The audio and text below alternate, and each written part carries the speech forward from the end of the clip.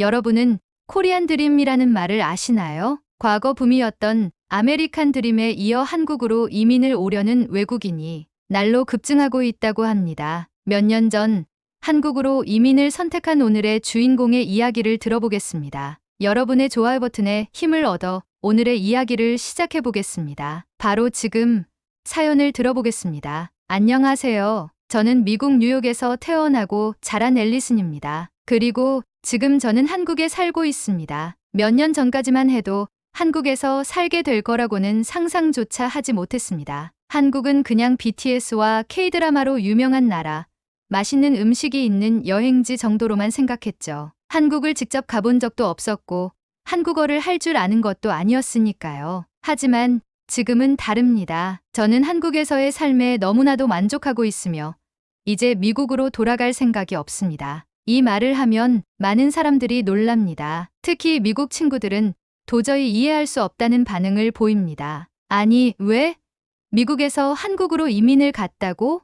말도 안 돼. 미국에서는 한국보다 더 많은 기회가 있고 더 자유로운 생활을 할 수 있다고 생각하는 사람이 많습니다. 하지만 저는 그들에게 말합니다. 미국에서는 더 이상 안전하지도 않고 행복할 수도 없었으니까요. 제가 이렇게 확신을 가지고 말할 수 있는 이유는 뉴욕에서 20년 넘게 살았고 한국에서도 몇 년을 살아본 경험이 있기 때문입니다. 저는 처음 한국을 여행하며 한국이 살기 좋은 곳이라는 것을 깨달았고 이후 미국에서 다시 한번 현실을 마주하며 결국 한국행을 결심하게 되었습니다. 단순한 여행의 감탄이 아니었습니다. 미국에서 다시 겪은 현실이 저를 한국으로 떠나게 만들었죠. 저는 뉴욕에서 태어나 자랐고 대학을 졸업한 후 마케팅 회사에서 7년 동안 일했습니다. 누가 봐도 평범한 직장인이었고 미국 사회에서 흔히 말하는 성공을 향해 달려가는 사람이었습니다. 하지만 그 과정이 점점 버겁게 느껴지기 시작했습니다. 경제적인 부담은 너무 컸습니다. 뉴욕은 세계에서 가장 비싼 도시 중 하나였고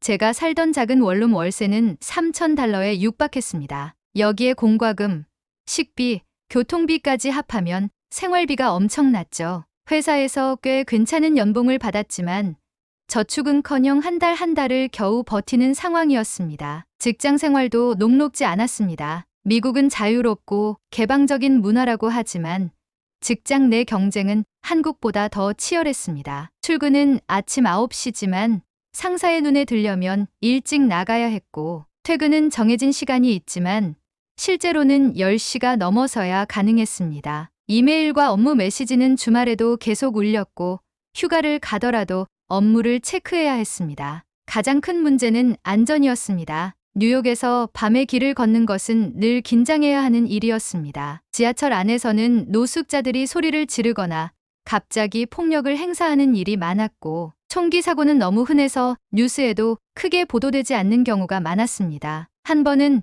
퇴근길에 집 근처에서 강도를 당할 뻔한 적이 있었습니다. 저녁 8시쯤 지하철에서 내려 집까지 걸어가는 길이었는데 낯선 남성이 계속 저를 따라오는 느낌이 들었습니다. 가속해서 걸었지만 그 남성도 속도를 맞춰 걸었고 결국 저는 근처 카페로 뛰어들어야 했습니다. 다행히도 가게 안에는 사람들이 많았고 그는 결국 포기한 듯 떠났지만 그날 밤 저는 집에 돌아가서도 오랫동안 가슴이 두근거리고 불안해서 잠을 이루지 못했습니다. 이런 일이 한 번뿐만이 아니었습니다. 그렇게 저는 점점 뉴욕에서의 삶이 너무 힘들다고 느끼기 시작했습니다. 매일 출퇴근길이 지옥 같았고 직장에서는 인정받지 못하는 느낌이 들었으며 돈은 벌어도 남는 것이 없었습니다. 그리고 무엇보다도 저는 안전하게 살고 싶었습니다. 그러던 어느 날 제 인생을 바꿀 일이 생겼습니다. 어느 날 한국 출장에서 돌아온 친구 소피아를 만났습니다. 평소라면 피곤한 얼굴로 커피를 마시며 업무 스트레스 이야기를 늘어놓을 그녀였지만 이날은 달랐습니다. 활기가 넘쳤고 말투까지 들떠 있었습니다. 앨리슨, 너 한국 한번 가봐야 해. 거긴 완전 다른 세상이야. 저는 시큰둥한 표정으로 커피를 한 모금 마셨습니다. 그렇게 좋아? 진짜야. 나 밤 12시 넘어서까지 혼자 길거리를 돌아다녔는데도 아무 문제 없었어. 뉴욕이었다면 상상도 못할 일이잖아. 소피아의 말에 저는 자연스럽게 뉴욕의 밤거리를 떠올렸습니다. 늦은 시간 홀로 걷는 것은 위험했고 항상 긴장해야 했습니다. 그리고 병원도 가봤는데 진료비가 몇 달러밖에 안 나왔어. 보험이 없어도 말이야. 그 말을 듣는 순간 얼마 전 어머니께서 응급실에 다녀오신 일이 떠올랐습니다. 병원비가 무려 8,500달러가 나왔고 우리는 그 비용을 감당하느라 몇 달 동안 생활비를 줄여야 했습니다. 그리고 대중교통이 완전 기가 막혀. 지하철이 깨끗한 데다가 시간도 정확하고 버스랑 환승하면 추가 요금도 거의 없어. 우리 뉴욕에서는 지하철 한 번 탈 때마다 3달러 넘게 내야 하잖아. 이쯤 되니 저도 궁금해지기 시작했습니다. 한국은 뉴스나 인터넷에서 보던 것보다 훨씬 살기 좋은 곳 같았습니다. 근데 한국에서도 직장 생활은 힘들지 않아? 물론 힘든 곳도 있겠지. 하지만 내가 만난 한국 직장인들 얘기 들어보니까 요즘은 워라밸을 되게 중요하게 여긴대. 우리처럼 주말까지 일하는 건 거의 없고 퇴근 후에도 사람들이 자기 시간을 가지면서 살더라. 그날 밤 침대에 누워 핸드폰을 만지작거리던 중 우연히 한 온라인 커뮤니티에서 나는 왜 한국에서 살고 있는가 라는 제목의 글을 발견했습니다. 글쓴이는 원래 미국에서 태어나고 자란 사람이었지만 지금은 한국에서 정착해 살고 있다고 했습니다. 평소 같았으면 대수롭지 않게 넘겼을지도 모릅니다. 하지만 이날은 달랐습니다. 낮에 친구 소피아가 들려준 한국에 대한 이야기들이 머릿속을 계속 맴돌았고 저는 한국에서 실제로 살아본 외국인들은 어떤 경험을 했는지 궁금해졌습니다. 그래서 가벼운 마음으로 글을 읽기 시작했는데 단 몇 줄 만에 화면을 넘기는 손가락에 힘이 들어갔습니다. 그 글을 쓴 사람 역시 저와 비슷한 고민을 했던 사람이었습니다. 뉴욕에서 직장 생활을 하며 치열한 경쟁 속에서 살았고 높은 생활비와 끝없는 스트레스에 시달리다가 어느 순간 이렇게 사는 것이 맞는 걸까 하는 생각이 들었다고 했습니다. 그러다 우연한 기회로 한국을 방문하게 되었고 한국에서 겪은 일들이 그의 인생을 완전히 바꿔 놓았다고 했습니다. 그는 그래서 한국에서 살면서 직접 경험한 여러 가지 것들을 세세하게 나열하고 있었습니다. 그 글을 읽으며 저는 점점 더 한국에 대한 관심이 커졌습니다. 그리고 마침내 결심했습니다. 그래, 나도 한국에 가보자. 그렇게 저는 한국행 비행기 티켓을 예매했습니다. 비행기가 인천공항에 착륙하는 순간 저는 설레는 마음과 동시에 묘한 긴장감을 느꼈습니다. 한국에 대해 좋은 이야기들을 많이 들었고 나는 왜 한국에서 살고 있는가라는 글을 통해 기대감도 커졌지만 직접 경험하기 전까지는 모든 것이 확실하지 않았습니다. 정말 한국은 내가 기대하는 것처럼 살기 좋은 곳일까? 공항을 나와 서울행 공항철도를 타면서 주변을 둘러보았습니다. 기차 내부는 깨끗했고 사람들이 조용히 앉아 있었습니다. 뉴욕에서는 대중교통을 이용할 때 늘 긴장해야 했습니다. 지하철 안에서 누군가 큰 소리로 소리를 지르거나 갑자기 위협적인 행동을 하는 일이 흔했으니까요. 하지만 여기에서는 그런 모습을 찾아볼 수 없었습니다. 이제 막 도착한 건데도 분위기가 확연히 다르네. 그렇게 한국에서의 첫 일정이 시작되었습니다. 첫날 저녁, 저는 숙소에 짐을 풀고 홍대 거리로 나갔습니다. 오면 꼭 먹어보고 싶었던 삼겹살을 제대로 된 식당에서 먹고 싶었기 때문이었습니다. 식당에서 삼겹살을 주문하자 직원은 반찬을 여러 개 가져다 주었습니다. 저는 순간 당황했습니다. 추가 비용을 내야 하는 것이 아닌가 걱정되었기 때문이었습니다. 미국에서는 어떤 음식이든 추가 반찬을 주문하면 추가 요금을 내야 하는 것이 당연했으니까요. 하지만 직원은 웃으며 말했습니다. 반찬은 무료니까 부족하면 더 말씀하세요. 그 말을 듣고 나서야 저는 마음 놓고 식사를 할 수 있었습니다. 식사를 마친 후 저는 숙소로 걸어가기로 했습니다. 뉴욕에서라면 밤에 혼자 거리를 걷는 것은 상상도 못했을 일이었지만 한국에서는 다들 그렇게 하고 있었기 때문에 저도 시도해 보기로 했습니다. 밤 11시가 넘었는데도 거리는 여전히 밝고 활기찼습니다. 길거리에는 젊은 사람들뿐만 아니라 혼자 걸어가는 여성들도 많았습니다. 저는 순간 놀랐습니다. 뉴욕에서라면 여성 혼자 밤거리를 걷는 것은 매우 위험한 일이었으니까요. 문득 나는 왜 한국에서 살고 있는가라는 글 속 한 문장이 떠올랐습니다. 나는 한국에서 처음으로 이 나라에서는 내가 밤길을 걸어도 죽지 않겠구나라는 생각을 했다. 이 감정이 얼마나 소중한지 미국에 있을 때는 몰랐다. 그 글을 읽을 당시에는 그 감정이 얼마나 특별한 것인지 실감하지 못했습니다. 하지만 지금 제가 직접 한국의 밤거리를 걷고 있는 이 순간, 저는 그 글쓴이의 말이 어떤 의미인지 온몸으로 느끼고 있었습니다. 이렇게 안전하게 밤길을 걸을 수 있다니. 그날 밤 숙소로 돌아온 저는 창문을 열고 서울의 야경을 바라보며 한참 동안 생각에 잠겼습니다. 한국에서의 생활이 기대 이상으로 편안하고 즐겁게 느껴졌습니다. 하지만 이것만으로 한국에서 살겠다고 결심하기에는 아직 부족했습니다. 저는 더 많은 것을 경험해보고 싶었습니다. 한국에서 머문 지 일주일쯤 되었을 때 저는 갑자기 심한 복통을 겪었습니다. 평소 위장이 약한 편이라 미국에서도 종종 배탈이 나곤 했지만 이번에는 증상이 심했습니다. 이럴 때 병원을 가야 하나? 미국에서는 웬만하면 병원을 가지 않았습니다. 예약을 잡는 것도 힘들고 보험이 있어도 병원비 부담이 컸기 때문입니다. 하지만 한국에서는 외국인도 쉽게 병원을 이용할 수 있다고 들었기 때문에 직접 경험해 보기로 했습니다. 근처에 있는 작은 내과를 찾아갔습니다. 진료 예약 없이도 바로 접수를 할 수 있었고 대기 시간도 길지 않았습니다. 의사는 증상을 듣고 몇 가지 검사를 한 후 위염일 가능성이 높다고 진단했습니다. 진료가 끝난 후 저는 계산대로 가서 조심스럽게 비용을 물어보았습니다. 그리고 계산서에 적힌 금액을 보고 깜짝 놀랐습니다. 총 의료 비용이 10,000원밖에 나오지 않은 것이었습니다. 이게 맞나?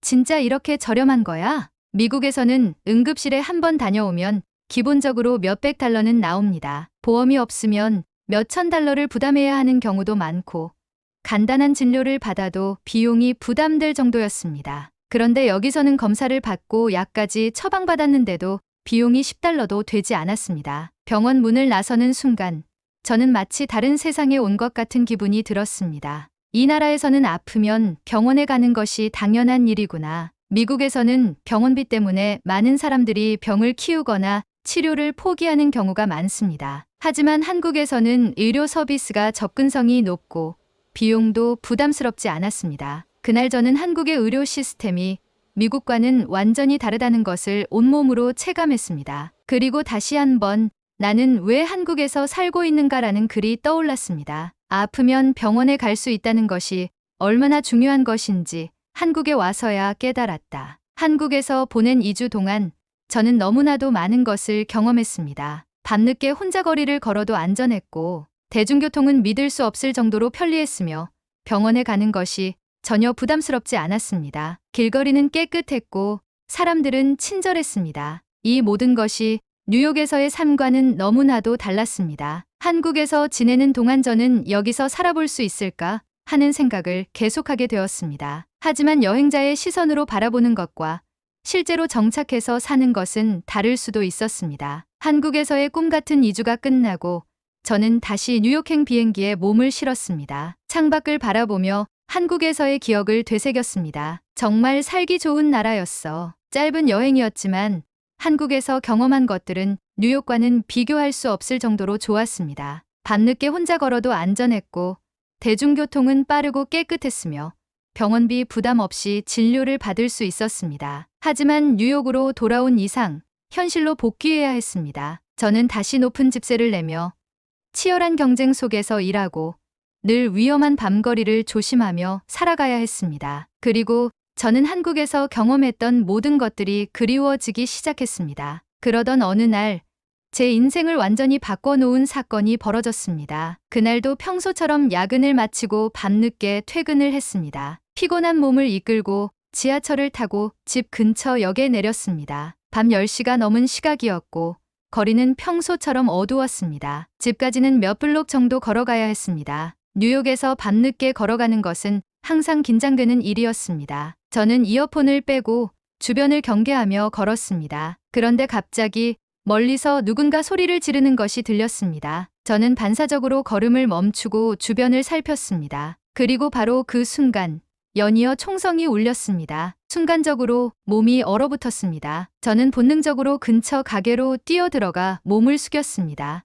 바깥에서는 여전히 비명이 들렸고 몇 분 후 경찰차와 구급차가 도착하는 사이렌 소리가 울렸습니다. 모든 것이 잠잠해진 후 저는 밖으로 나왔습니다. 그리고 곧 뉴스를 통해 알게 되었습니다. 그날 총격 사건으로 저희 집에서 불과 한 블록 떨어진 곳에서 2명이 사망하고 3명이 중상을 입었다는 사실을요. 총격이 벌어진 이유는 다툼이었고 가해자는 충동적으로 총을 꺼내 무차별적으로 발포한 것이었습니다. 저는 온몸에 소름이 돋았습니다. 불과 몇 분만 일찍 도착했더라면 제가 그 현장에 있었을지도 모릅니다. 저는 계속해서 만약 내가 총에 맞았더라면 이라는 생각을 하게 되었습니다. 그날 밤 저는 침대에 누워 한참 동안 잠을 이루지 못했습니다. 그리고 제 머릿속에는 한국에서 혼자 밤길을 걸었던 그 순간이 계속 떠올랐습니다. 한국에서는 이런 일이 없었어. 거기서는 내가 안전하다고 느꼈는데 이 사건 이후 저는 한국으로 이민을 가야겠다는 확신을 가지게 되었습니다. 하지만 혼자만 가는 것이 아니라 부모님도 함께 가야 한다고 생각했습니다. 어머니는 연세가 많아지시면서 건강이 점점 나빠지고 계셨습니다. 특히 얼마 전 응급실에 가셨을 때 병원비가 무려 8,500달러가 나왔던 일이 있었잖아요. 보험이 있음에도 불구하고 엄청난 금액이었고 저와 어머니는 그 비용을 감당하느라 몇 달 동안 힘들어해야 했습니다. 엄마, 한국에서는 병원비가 이렇게 비싸지 않아. 내가 한국에서 병원에 갔을 때 진료비랑 약값까지 다 합쳐서 10달러도 안 들었어. 어머니는 믿기지 않는다는 표정으로 저를 바라보셨습니다. 정말 그렇게 저렴하단 말이니? 미국에서는 감기만 걸려도 병원비가 몇백 달러씩 나오는데. 응.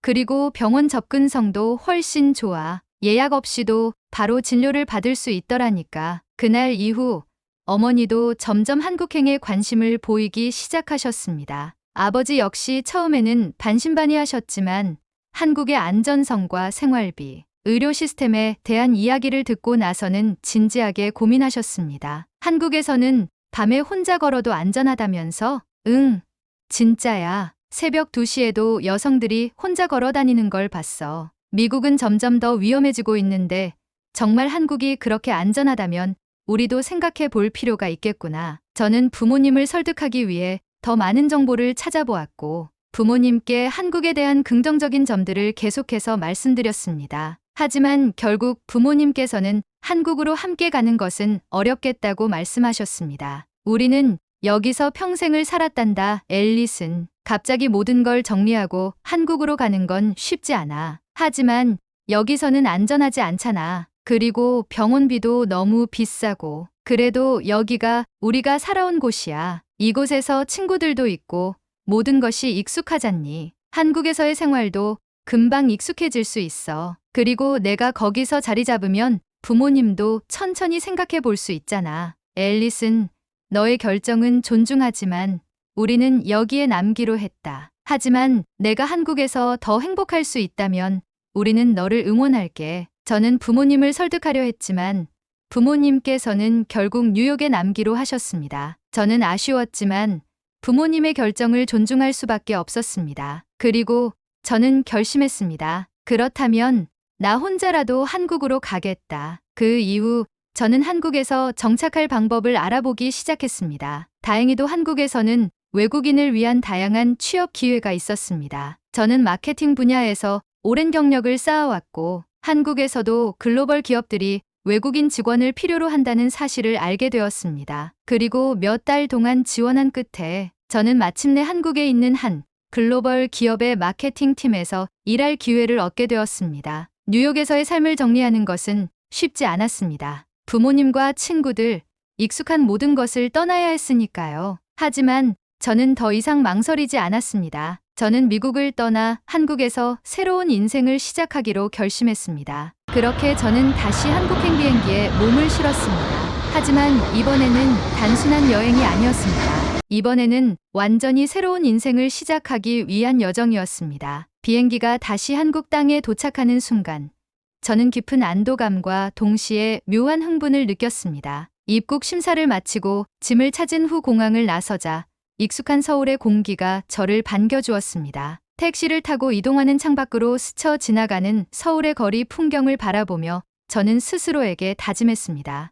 나는 한국에서의 삶을 절대 후회하지 않는다. 처음 한국에 왔을 때 저는 한 달 동안 머물 원룸을 미리 계약해 둔 상태였습니다. 회사 측에서 외국인 직원을 위한 주거 지원을 제공해 준 덕분에 비교적 빠르게 안정적인 거처를 마련할 수 있었습니다. 서울의 작은 원룸이었지만 뉴욕에서 지내던 비싼 월세의 좁은 방과 비교하면 훨씬 깨끗하고 쾌적한 환경이었습니다. 무엇보다도 월세가 뉴욕보다 훨씬 저렴했기 때문에 금전적인 부담이 크지 않았습니다. 짐을 풀고 간단히 방을 정리한 후 저는 다시 거리로 나갔습니다. 서울의 거리 풍경은 여전히 활기찼고 사람들은 분주하게 움직이고 있었습니다. 그런데도 어딘가 모르게 안정적인 분위기가 느껴졌습니다. 뉴욕에서는 길을 걸을 때마다 경계를 늦출 수 없었지만 이곳에서는 걱정 없이 주변을 둘러보며 걸을 수 있었습니다. 정말로 한국에서 살아가게 되었구나. 순간 실감이 나지 않아 스스로에게 몇 번이고 되뇌었습니다.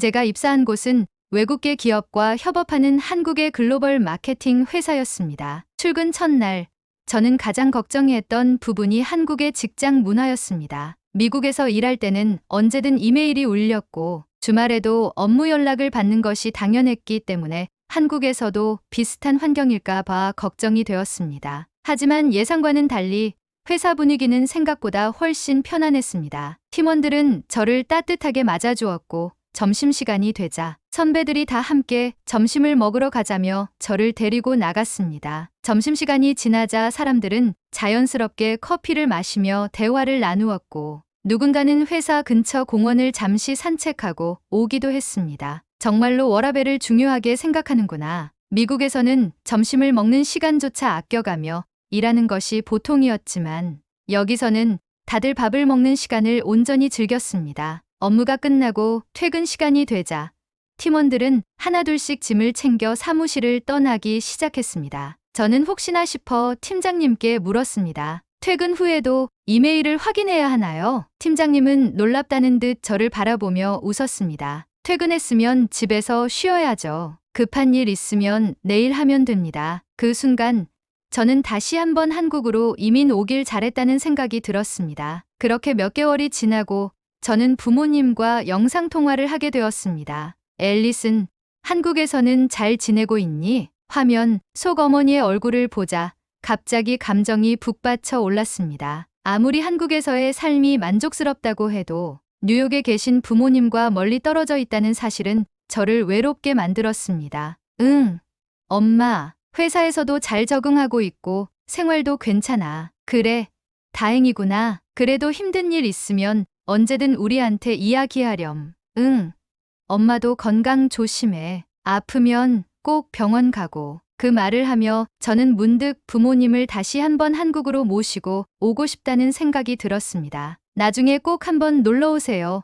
엄마, 어머니는 제 말을 듣고 웃으며 말했습니다. 응, 꼭 한번 가서 봤으면 좋겠어. 한국이 얼마나 좋은 곳인지. 한국에서의 삶을 선택한 지 벌써 몇 년이 흘렀습니다. 가끔 미국을 다녀올 때마다 저는 한국이 제게 더 편안한 곳이라는 것을 새삼 깨닫게 됩니다. 어느 날 저는 문득 이런 생각이 들었습니다. 나는 이제 미국으로 돌아가고 싶지 않다. 한국에서의 생활이 너무나도 편하고 행복했기 때문이었습니다. 물론 미국에서 태어나고 자랐기 때문에 뉴욕에 대한 향수가 아예 없는 것은 아니었습니다. 하지만 저는 이제 한국에서 새로운 미래를 꿈꾸고 살아가고 있습니다. 어쩌면 저는 진정한 코리안 드림을 이루었다고 말할 수 있을지도 모릅니다. 언젠가는 부모님이 단순한 여행이 아닌 안전한 나라인 한국에서 함께 사는 날이 오기를 기대합니다. 부모님과 함께 살만한 동네를 알려주세요. 그곳에 집을 마련하기 위해 노력하려고 합니다. 안전한 한국,